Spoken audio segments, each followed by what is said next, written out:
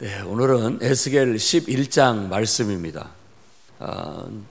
앞에서 8장부터 시작되었던 그 환상이 계속 이렇게 쭉 이어져서, 그러니까 하나님의 영이 그를 지금 바벨론의 유브라테스 강 그 근처 그발 강가에서 있었는데, 장로들과 함께 모여서 있을 때 하나님이 갑자기 그 영혼을 이렇게 사로잡아서, 권능으로 사로잡아서 그 영혼이 이렇게 순식간에 예루살렘에 와서 예루살렘에서 이렇게 되어지는 모든 일들을 보고 있는 겁니다. 그때가 언제냐면 바로 시드기야가 이제 이스라엘 유다의 왕이 된 지 6년째 지금 이 환상을 보고 있는 거예요. 그러니까 유다 왕국은 이제 보통 우리가 586 그렇게 외웁니다. 586, 뭐 386, 486, 586 이런 얘기 있잖아요. BC는 예수님이 태어난 횟수로부터 이렇게 거꾸로 숫자 계산이 들어가니까, 거꾸로 돌아가니까, 시드기야 왕 11년에 나라가 망했을 때가 586년이에요. 근데 지금 시드기야 왕 6년이니까 앞으로도 5년 정도가 남았잖아요. 그런 지금 상황 속에 있다고 볼 수가 있습니다. 그러니까 예수님이 태어나기 전 586년 전에 나라가 이제 망하게 되는데, 그 나라가 망하는 기점에서부터 5년 전 지금 상황이게, 앞으로 5년 후에 완전히 예루살렘 망하게 될 것이다. 이제 성전이 파괴되고 그렇게 될 거라는 걸 말해주고 있죠. 그래서 586년 때 망하고, 그때에 포로로 끌려갔을 때 에스겔도 이제 아니죠. 그 앞에 시드기야가 왕이 되기 전, 그러니까 여호야킨을 포로로 끌고 갔을 때가, 그러니까 나라가 망하기 전 11년 전이니까 586년에다 11을 더하면은 596년이 되는 거죠. 그때에 포로로 끌려갔어요. 그래 포로로 끌려간 지 지금 6년째 되는 해에 이와 같은 환상을, 두 번째로 환상을 보는데, 하나님이 예루살렘의 영적 실체를 그대로 보여주는 거예요. 그 영으로 이끌고 가서 지금 환상 중에 보고 있는 거예요. 현실이 아니라 환상 속에서 보니까 예루살렘의 북문 쪽에다가 거기서 우상을 섬기고 있고, 우상을 세워놓고 있고, 또 지금 오늘 나오는 이 25명의 이 고관들은 벽으로 이렇게 막아놓은데 은밀한 문을 통해서 들어가 보니까 거기에 벽면에다가 온갖 우상들을 그려놓고 거기에서 분향하고 절하고 있더라 라는 그 사람들입니다. 이들이 이스라엘 고관들이고 지도자들인 것이죠. 이미 그들이 말하는 6년 전에, 지금 이 상황을 보고 있는 그 전에 쓸만한 왕족과 귀족 지도자들, 그리고 백성들 중에서도 아주 기술자들, 힘있고 능력 있는 사람들은 한 대부분이 다 포로로 끌려갔습니다. 그리고 이제 남은 사람들이에요. 그리고 시드기야에게 네가 통치해라 라고 맡겨놓은 그런 상황들인데, 그때 당시에 이 고관들이 모여서 그와 같은 불의와 악행을 행했다라고 고발하고 있습니다. 그래서 2절에 인자야, 이 사람들은 불의를 품고 악을 꾀하는 자다라고 말합니다. 근데 이 사람들의 말을 여기서 언급을 하고 있는데, 저도 한참 읽었습니다. 3절 말씀 보면, 그들의 말이 집 건축할 때가 가깝지 아니한즉 이 성읍은 가마가 되고 우리는 고기가 된다 하나니. 그래서 하나님께서 그 말을 듣고 괘씸하게 여겨가지고 어떤 애언을 하게, 그들을 쳐서, 친다라는 말은 그들을 성토하는 애언을 하라 라고 그렇게 지금 말하고 있는 겁니다. 그러면 집을 지을 때가 가깝지 않고 이 성읍은 가마가 되고 우리는 그 안에 고기가 될 것이다 라고 얘기를 해요. 근데 가마솥에 고기는 왠지 좀, 저도 처음 느낌이 부정적이잖아요. 가마솥 안에 고기면은 그 속에서 그냥 삶아지는 거 아닙니까? 죽음을 의미하는 거예요. 일반적으로는 그런 얘기예요. 그런데 여기서는 그런 의미로 쓴 게 아닙니다.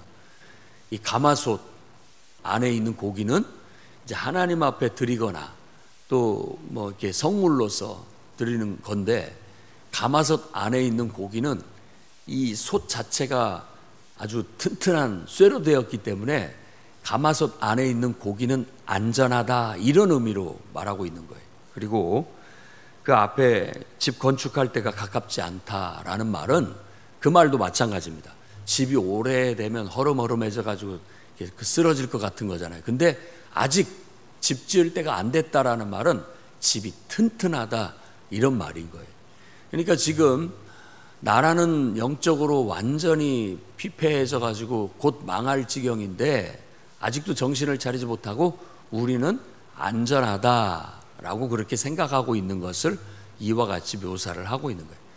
걱정할 거 없다, 우리는 튼튼하다, 걱정할 것 없다, 우리는 가마솥처럼 우리가 아주 튼튼하게 우리를 보호하고 있다, 그러니까 우리는 절대 망하지 않는다, 이런 것이죠.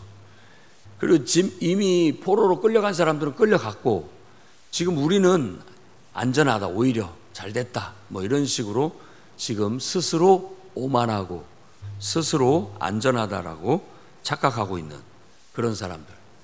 그러니까 예레미야가 이때에도, 예레미야서를 읽어봤지만 예레미야가 이때도 계속해서 예언을 하던 시절입니다. 그러니까 본토에서는 지금 예레미야가 활동을 하고 있어요. 예레미야의 말도 아니다, 우리 회개해야 된다, 바벨론을 절대 배반하면 안 되고 그냥 섬기고 살아남아야 된다 라고 외치고 있었을 텐데, 이 고관들이 중심이 돼서 이제 친애굽, 애굽을 우리가 손잡고 바벨론을 대적해야 된다, 이런 분위기가 일어날 때가 이 시드기야 4년 정도예요.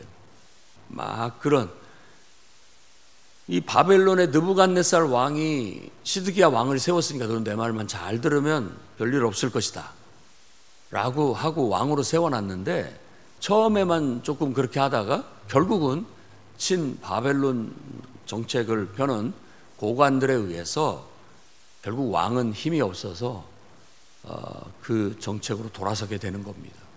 애굽과 연합을 해서 주변에 있는 소왕국들이 함께 바벨론을 대적하자, 이런 식의 분위기가 되었기 때문에 거기에 동참하게 됩니다.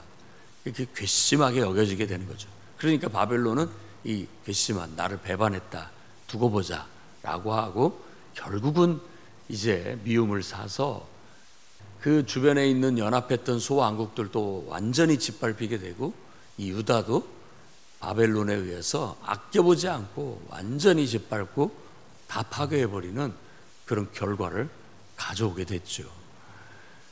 예수님 당시 때에도 성전을 들러 엎으시면서 너희가 내 집 만민이 기도하고 만민이 나와서 예배해야 할 이 집을 강도의 소굴로 만들었다라고 말씀하시는 겁니다. 왜냐하면 거기에서 파는, 성전에서 어떤 양을 팔고 이걸 사람들이 끌고 오기가 귀찮으니까 돈만 가지고 와서 성전에서 하나님 앞에 제사 드릴 양들이나 이게 짐승을 샀던 거예요.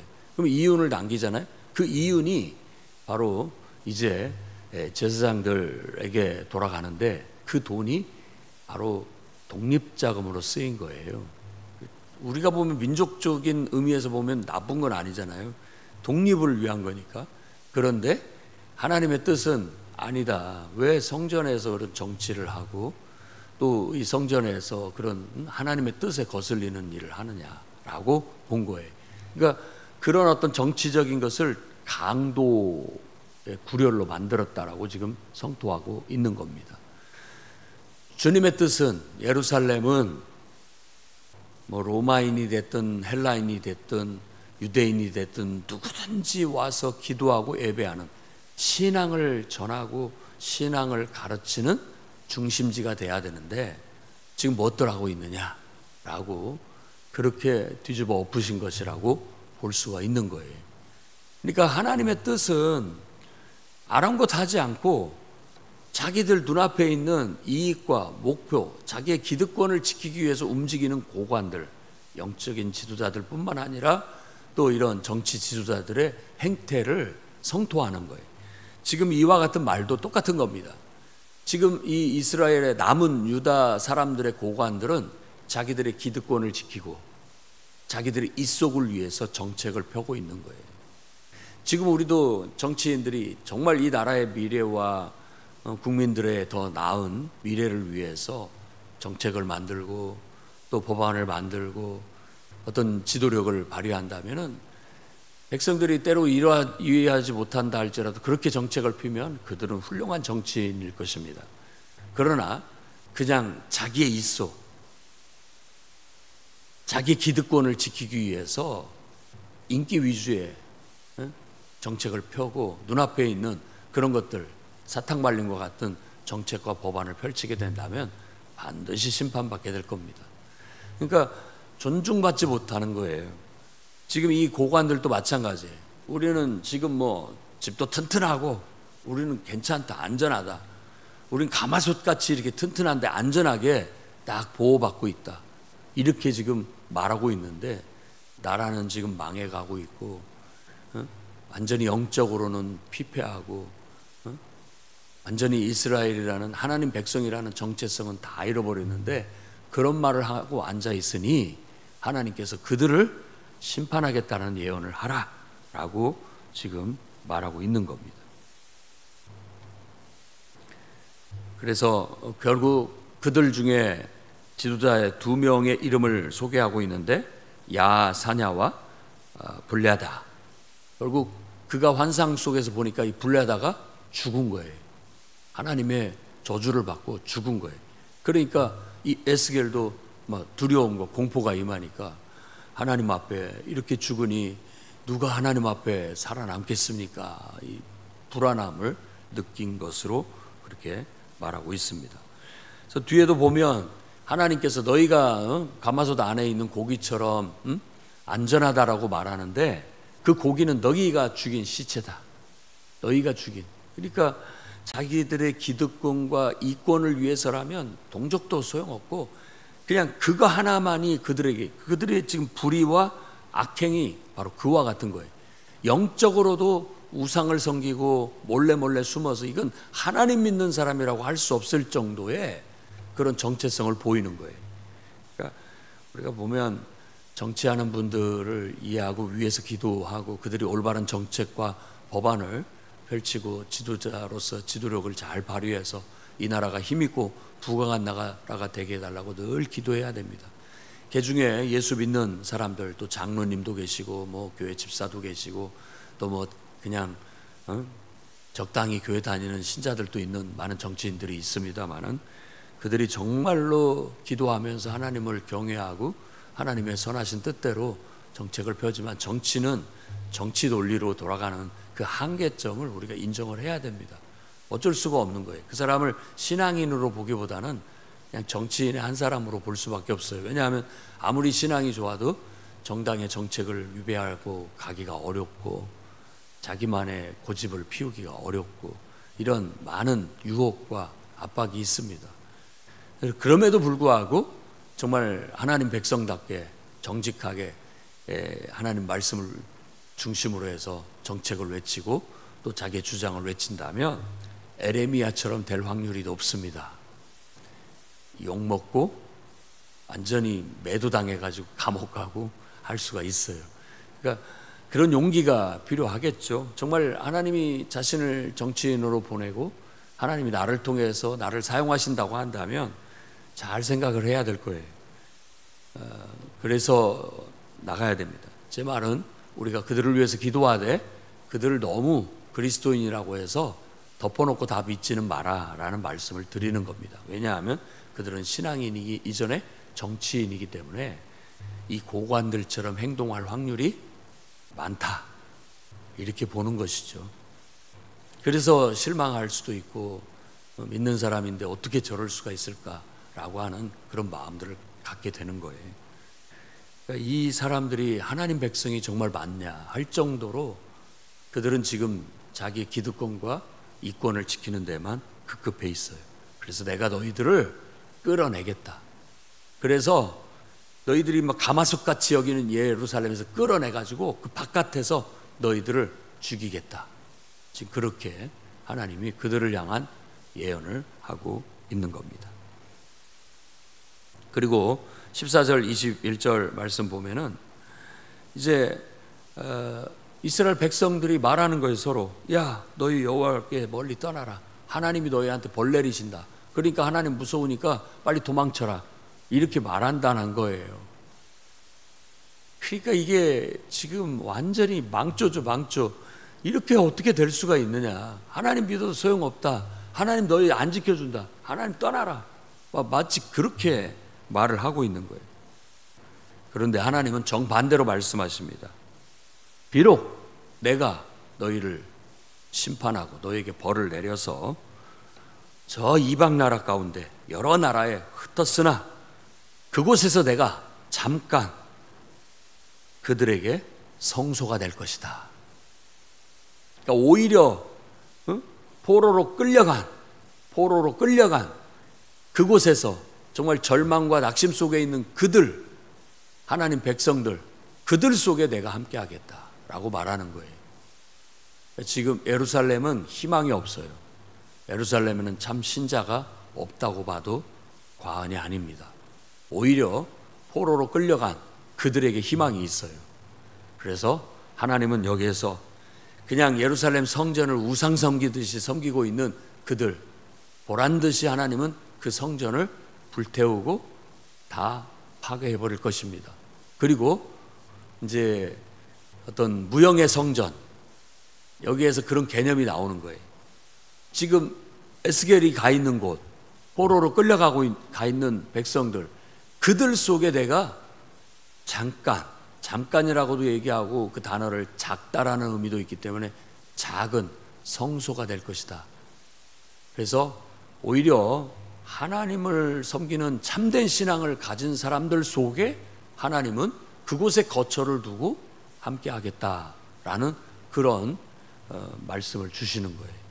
그래서 이런 무형의 성전이라는 개념은 이제 사도들도, 예수님도 외쳤고, 네가 이 성전을 헐라 내가 사흘 만에 일으키리라 라고 말씀하시면서 자기 자신이 성전인 것, 그리고 또 사도 바울도 너희가 하나님의 성전인 것과 하나님의 성령이 너희 안에 거하고 있는 것을 알지 못하느냐, 어떻게 성전을 더럽힐 수 있느냐 라는 말씀으로 했던 거예요.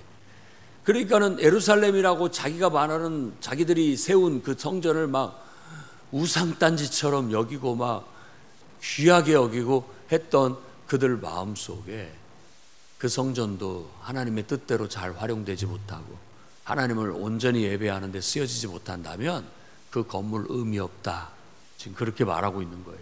오히려 하나님을 신실하게 섬기고 하나님 말씀대로 살고자 몸부림치고 하나님을 참으로 예배하는 그들 속에 나는 함께 하겠다라고 지금 말하고 있는 거예요. 그래서 하나님은 처음에 모세가 친 가죽 성막 속에 계셨다가, 그것은 그래도 이동성이 가능하잖아요. 어디로 가든지 항상 함께 데리고 다녔잖아요. 근데 예루살렘의 성전은 딱 거기다 틀을 박아놔 버리니까 그 성전 건물을 짊어지고 다닐 수는 없는 거잖아요. 그러니까 포로로 끌려가서 이국 멀리 먼 곳에 다 뿔뿔이 흩어졌는데 거기에서는 예배할 수도 없고 거기서는 어떻게 합니까? 그런데 오히려 여기에서 하나님은 더 발전된 새로운 메시지, 진리를 가르쳐 주는 거예요. 너희들이 거기에 뿔뿔이 흩어져서 정말 절망하고 낙심하는 그곳에서, 환난받고 어려움 당하는 그곳에 내가 함께 하겠다. 함께 하겠다. 그래서 내가 너희들 마음속에, 너희들 마음속에 새 영을 두고 너희들을, 너희 안에 있는 모든 우상, 너희 안에 있는 교만, 모든 돌 같은 마음들을 다 제거하고 부드러운 마음으로 바꿔내겠다. 연단을 통해서 또 하나님의 성령이 각 사람 속에 임하고 역사함으로 말미암아서 이제 새로운 마음을 갖게 될 것이고, 너희들이 부드러운 마음을, 그 부드럽다라는 말은 하나님께 순종, 온유하고 순종한다는 뜻입니다. 그러니까 온전히 하나님의 말씀을 마음에 두고 하나님의 영이 그 안에 있으니 그걸 통해서 온전히 하나님을 섬기고 예배하는 그런 새로운 사상, 새로운 어떤 메시지를 전하게 되는 거예요. 잘 보면 이사야도 똑같은 얘기를 하고 있고 에레미야도 똑같은 말씀을 주고 있고 에스겔도 똑같은 말씀을 주고 있는 거예요. 이것의 진정한 성취는 그들이 돌아와서 다시 예루살렘의 성전을 재건하고 했던 때인가 했더니 그것도 아니었어요.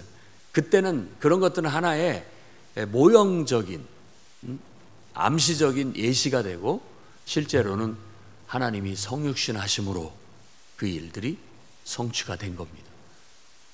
하나님의 성육신은 더 이상 뭐 장막이나 건물로가 아니죠. 하나님이 인격으로 인간으로 이 땅에 오셨잖아요. 성막처럼 우리와 함께하고 계시잖아요. 그리고 이제 그분이 승천하시고는 보혜사 성령을 우리에게 보내서 주님이 성령으로 내 안에 나를 성전 삼고 내 안에 함께하고 계시는 거예요. 이게 얼마나 놀라운 가르침입니까?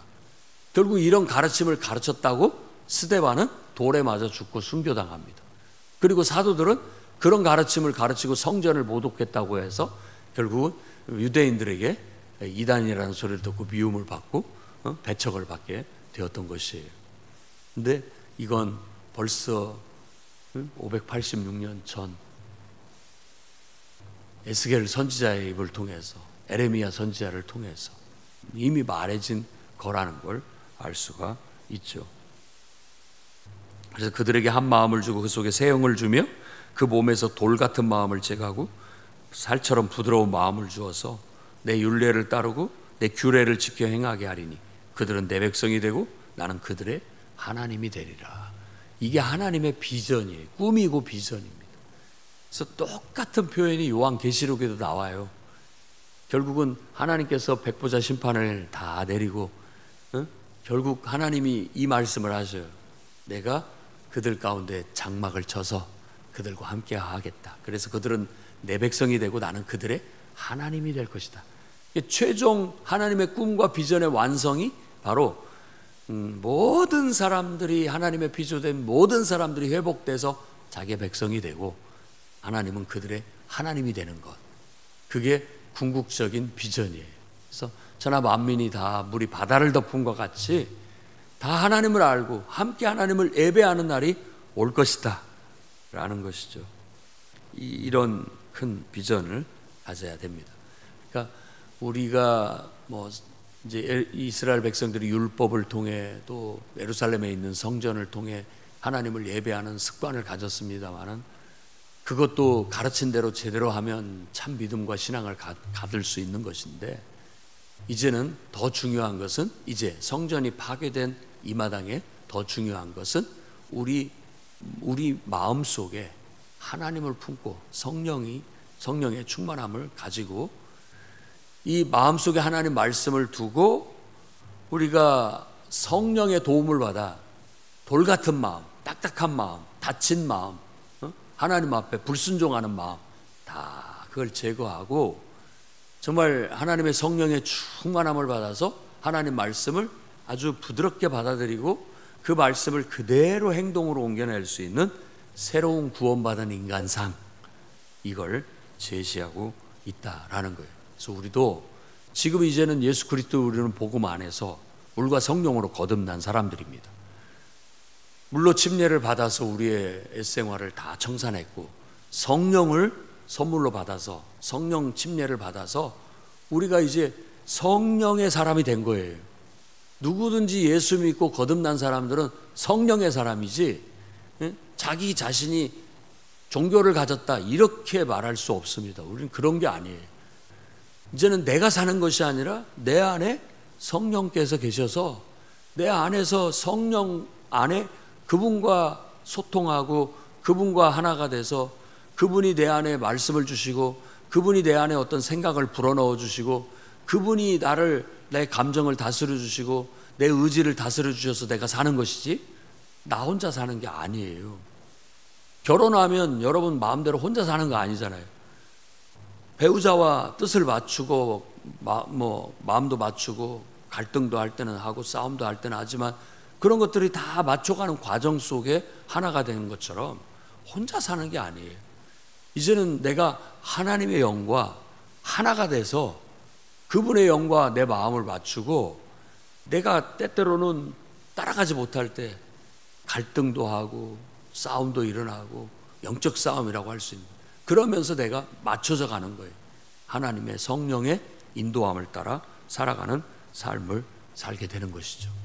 그래야 그리스도인이다, 하나님의 자녀다 할 수 있는 것입니다. 결국 이와 같이 예루살렘은 완전히 악과 또 우상숭배로 점철이 돼서 더 이상의 기능을 하지 못하게 되자 하나님은 이제 그곳에서 하나님의 영광이 떠납니다. 동문을 통해서 나와요. 그리고 동쪽 산에 하나님의 영광이 머무르게 된다라고 하는데, 이 동쪽 산이 우리가 성경에서 말하는 예수님이 승천하셨던 감람산이고 다시 재림하겠다고 하는 그 감람산입니다. 이 동쪽에 있는 산이 감람나무로 이루어진 산이에요. 거기서 겟세마네 동산이 있고 거기서 기도도 하셨던 곳이기도 하고, 그래서 우리가 이 동쪽 산을 감람산으로 이해를 합니다. 그래서 그곳에서 예수님께서 승천하셨고 다시 오실 것이다라고 말한 것처럼 예루살렘에서 나와 하나님의 영광이 그 가마꾼, 내 생물이 끄는 가마꾼, 바퀴가 달려있는 그런 어떤 마치 그 비행체 같이 그곳에서 하나님의 영광이 나와서 머무르고 하나님은 어디에나 계시다라는 그런 사상을 우리에게 가르칩니다. 주님은 이런 어떤 한 건물에 갇혀서 있는 이방 신과 같지 않다라는 거예요. 신상을 세워놓으면 거기에 있는 신한테 가서 빌고 이런 이방인들이 섬기는 신하고 다르다. 하나님은, 하나님의 영광은 어디든 우리가 있는 곳에 있다라는 지금 사상의 발판이 되는 그런 환상을 보여주고 있는 거예요.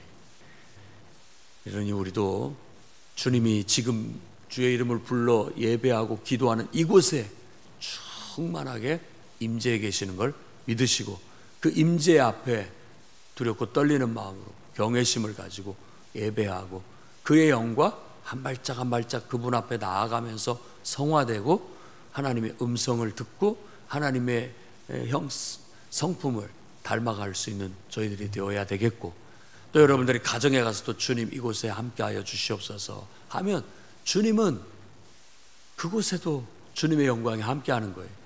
내가 직장에 가서 주님 이곳에도 주님 함께하시고 역사해 주십시오, 주의 이름을 부르고 예배하고 기도하는 마음으로 나아간다면 그것에도 하나님이 임하는 거예요. 여러분들의 사업장에 가서도 주님 이곳에 임재하시고 함께해 주십시오 라고 기도한다면 주님의 영광이 그곳에도 임하는 거예요. 주님은 그곳에서 성소가 되게 되어 주시겠다고 말씀하고 계시니까 여러분이 이 말씀을 제대로 이해하고 여러분의 신앙생활 속에서 그 말씀이 실천되고 현실이 되기를 주의 이름으로 축원합니다. 기도하겠습니다. 거룩하신 주님, 숨은 죄악들과 우상 숭배가 가득한 그곳에 기득권자들의 기득권 쟁탈전과 자기의 탐욕과 욕망을 이루는 것 외에 찾아볼 수 없을 때 하나님은 예루살렘의 기능이 다했고 성전이 다해 더 이상 그곳에 함께 할 수 없어 그곳에 영광이 떠나고 하나님은 포로로 끌려가고 고통받고 절망하고 낙심하고 있는 영혼들 속에 그래도 하나님의 이름을 부르고 주님을 예배하고자 하고 주님의 말씀을 순종하고자 하는 자들 가슴 속에 성소로 삼으시고 그곳에 함께하고 계신 하나님을 찬양합니다. 예수 그리스도의 복음 안에서 거듭나게 하시고 우리 안에 보혜사 성령을 보내주시고 성령으로 침례받게 하셔서 성령의 인도함을 따라 살아갈 수 있도록 이끌어 주시니 감사드립니다. 이제 그리스도 안에 역사했던 그 영이 내 안에도 역사하고 있으니 우리가 성령의 인도함을 따라 살면 하나님의 자녀요 예수 그리스도의 제자요 정말 하나님의 영원한 백성이 되는 줄로 믿습니다. 우리도 말씀에 충실하여 어디를 가든지 주의 이름을 부르게 하시고 주님의 영광을 구하게 하시며 주님의 임재 속에 행하는 저희들이 되게 주시옵소서. 이 풍요로운 교회도 주의 이름을 불러 기도하고 예배할 때 위엄과 권능으로 임재하시어 강력하게 하나님의 임재가 나타나게 하시고 하나님의 역사가 이루어지게 주시옵소서. 예수님 이름으로 기도드립니다.